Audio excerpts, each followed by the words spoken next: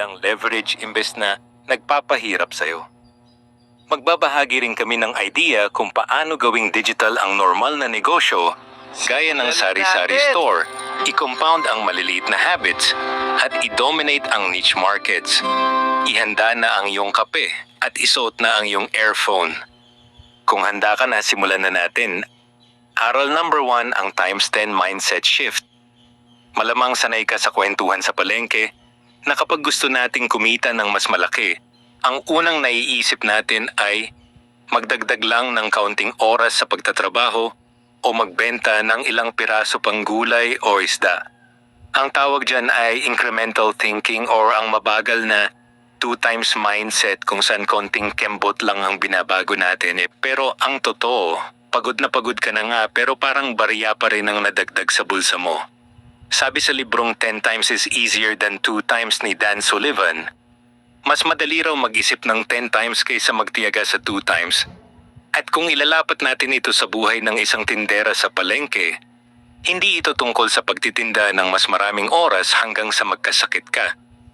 Ang kailangan mo ay isang malaking quantum leap kung saan babaguhin mo ang buong sistema ng laro. Tulad ng imbis na magabang ka lang ng mamimili sa pwesto mo, gagawa ka ng paraan para ikaw na ang maging supplier ng mga karinderya sa buong barangay o gagamit ka ng digital tools para magpa-order online bago pa man magbukas ang merkado.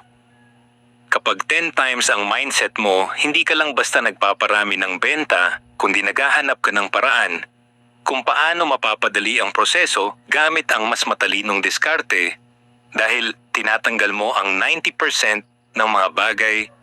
na nagpapabagal sa iyo at itinutuon mo ang buong lakas mo sa 10% na talagang nagpapasabog ng kita mo.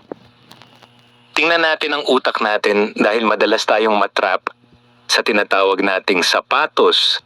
na ginto ng utang kung saan kapag nakahawak tayo ng kaunting pera o nakakuha ng credit card at remittances,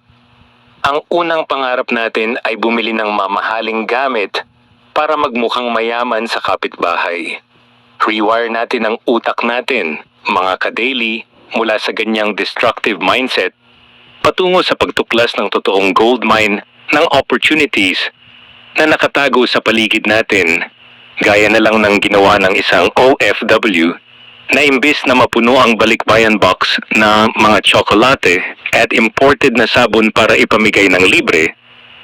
ay ginamit ang space na iyon para mag-uwi ng mga patok na produkto na ibinenta niya online sa pamamagitan ng pre-order system sa Facebook Marketplace. Ang tunay na diskarte ay huwag mong hayaang maging passive consumer ka lang na tagagastos ng pera, kundi maging isang matalas na entrepreneur na nakakakita ng negosyo sa bawat padala at bawat kahon na dumarating sa bansa. Huwag mong sunugin ang pinaghirapan mong pera sa mga bagay na bumababa ang halaga, kundi i-convert mo ang bawat sentimo bilang puhunan sa mga asset na may kakayahang mag-multiply ng 10 times sa loob ng 12 buwan, dahil ang tunay na flex ay hindi ang suot mong sapatos, kundi ang laki ng cash flow na pumapasok sa bank account mo. Isipin mo rin kung ano ba talaga ang tinatawag na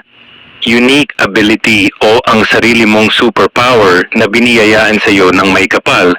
na kung saan kapag ginagawa mo ito ay napakadali lang para sa iyo, pero para sa iba ay napakahirap at handa silang magbayad nang malaki makuha lang ang serbisyo mo. Halimbawa na lang, kung ang superpower mo ay ang pagluluto ng napakasarap na adobo na laging pinupuri ng mga katrabaho at kamag-anak mo, huwag mo lang itong itabi bilang isang simpleng ulam sa hapagkainan, kundi isipin mo kung paano mo ito may scale ng 10 beses sa loob ng isang buwan sa pamamagitan ng paggawa ng nakabote at ready-to-eat gourmet adobo na pwede mong i-distribute sa mga local coffee shops o ibenta sa mga abalang call center agents.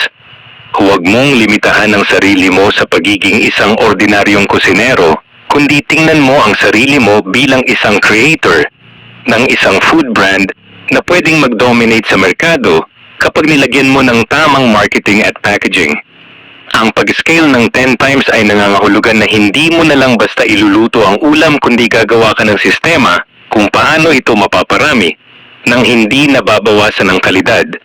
upang ang bawat plato o boteng maibibenta mo ay maging patunay ng iyong kakaibang galing na kayang magdala ng pambihirang yaman. Sa pag-abot ng ganitong kalaking pangarap, hindi mo ito kayang gawin ng nag-iisa, kaya naman napakahalaga ng konsepto ng family bayanihan sa 10 times, kung saan isasama mo ang iyong asawa,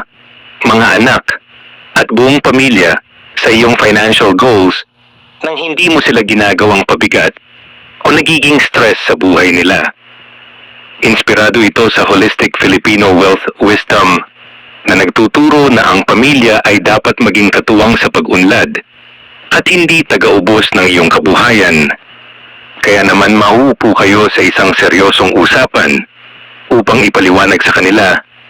na ang pagbabawas ng konting luho ngayon ay para sa pagpapatayo ng isang negosyong magpapakain sa pamilya sa susunod na 20 years. Kapag naintindihan ng mga anak mo na ang pagtitipid sa kuryente o ang pagtulong sa pagpack ng mga order ay bahagi ng isang malaking mission upang maabot ang 10 times growth, hindi sila magrereklamo kundi magiging katuwang mo pa sila na may bitbit na malasakit at high energy araw-araw. Ang tagumpay ay mas matamis kapag ang buong pamilya ay sabay-sabay na nagtatrabaho, nagdarasal at nag-aambag ng kani-kanilang lakas upang ang pangarap na pag-angat ay hindi lang maging pangarap ng isang tao kundi maging legacy ng buong lahi ninyo. Para naman mapanatili mo ang momentum na ito sa gitna ng magulong buhay sa Manila traffic o kahit nasa tahimik ka na probinsya,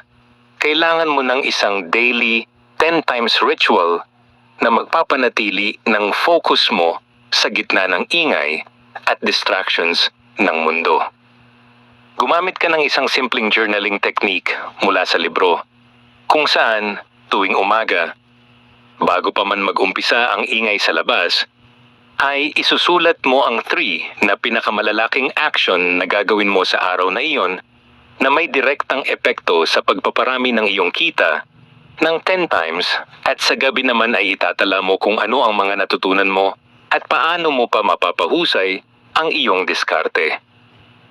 Ang ritual na ito ang magsisilbing kompas mo kapag nakatambak ang mga bayarin o kapag nakakaramdam ka ng pagod sa biyahe, dahil pinapaalalahanan ka nito na ang bawat hakbang mo ay bahagi ng isang calculated at massive action plan. Huwag mong hayaan na lumipas ang isang araw na puro ka lang reklamo sa hirap ng buhay, kundi gamitin mo ang bawat libreng minuto sa jeep o habang nakatayo sa tren para mag-isip ng mga estratehiya at i-track ang iyong pag-unlad upang sa pagtatapos ng isang taon ay magulat ka na lang na ang dating maliit mong simula ay naging isang dambuhalang tagumpay na. Aral number 2, Asset Multiplication sa Hidden Filipino Markets. Sino ba naman ang mag-aakala na ang nakatabi at luma mong cellphone o laptop na nakatambak lang sa drawer mo ay pwedeng maging isang dambuhalang asset machine na magpapasok ng tuloy-tuloy na pera sa bulsa mo? Imbis na ibenta mo ito sa murang halaga o hayaang malagutan ng pondo, dahil sa kalumaan, pwede mo itong gamitin bilang core technology para sa isang micro-franchise model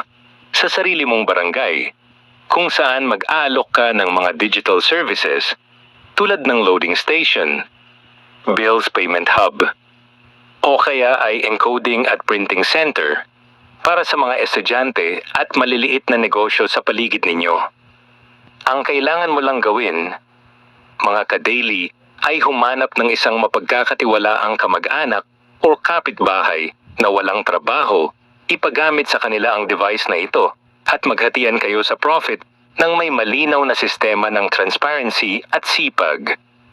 Sa pamamagitan ng pag-set up ng ganitong maliliit na digital kiosks sa iba-ibang sulok ng inyong komunidad, hindi mo na kailangang maglabas ng daang libong piso para sa pwesto, dahil pinarami mo ang kita mo gamit ang mga bagay na akala mo ay basura na pero may tinatago palang ginto. Isipin mo rin ang kapangyarihan ng remittances na ipinapadala ng milyon-milyong OFWs natin buwan-buwan na madalas ay nauubos lang sa grocery at bayad sa kuryente nang walang natitira para sa kinabukasan. Ang matalinong diskarte upang mamultiply ito ng 10 times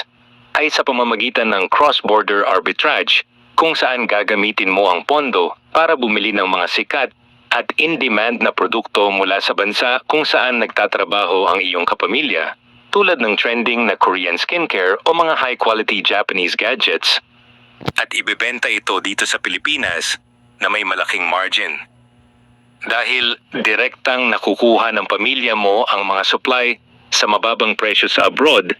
nang walang middleman, kayang-kaya ninyong talunin ang mga presyo sa malalaking mall habang kumikita ng malaking profit gamit ang inyong online networks at direct selling sa mga kakilala. Ang ganitong sistema ay nagbibigay daan upang ang bawat dolyar, riyal o yen na pinaghirapan sa ibang bansa ay hindi lang basta gastusin kundi maging isang matalas na weapon para sa economic advancement ng inyong buong pamilya dito sa Pinas. Huwag mo ring maliitin ang mga lumang gamit o kwento ng inyong pamilya dahil ang pag-convert ng family heirlooms o ang mga makukulay na ancestral land stories into digital storytelling assets ay isang napakalakas na paraan para mag-generate ng passive income ngayon. Sa panahon natin kung saan ang atensyon ng tao ang pinakamahalagang currency, ang paggawa ng videos, vlogs, or social media page na nagpapakita ng kasaysayan ng inyong sinaunang lupa, ang mga tradisyonal na paraan ng pagsasaka na namana ninyo, o ang mga kakaibang lumang kagamitan ay pwedeng umakit ng milyon-milyong viewers at foreign brands na interesadong sumuporta sa inyong kultura. Sa pamamagitan ng pag-monetize sa platform na ito gamit ang ads at sponsorships, ang ari-arian na dati ay nakatiwangwang lang at walang silbi ay biglang magiging isang global digital asset na nagpapasok ng dolyar habang natutulog ka. Ang kailangan mo lang ay ang lakas ng loob na hawakan ng iyong camera, ikwento ang totoong karanasan ng iyong pamilya ng may puso, at hayaan ang buong mundo na yakapin ang yaman ng inyong pinagmulan. Pumasok din tayo sa konsepto ng bayanihan investing na kung saan imbis na mag-isa kang naghihirap mag-ipon ng kapital na inaabot ng ilang taon, ay magpupul kayo ng pera ng iyong mga kamag-anak, kaibigan o kasamahan sa trabaho para sa isang community-based micro-manufacturing business. Halimbawa na lang, maaari kayong magsama-sama para punduhan ang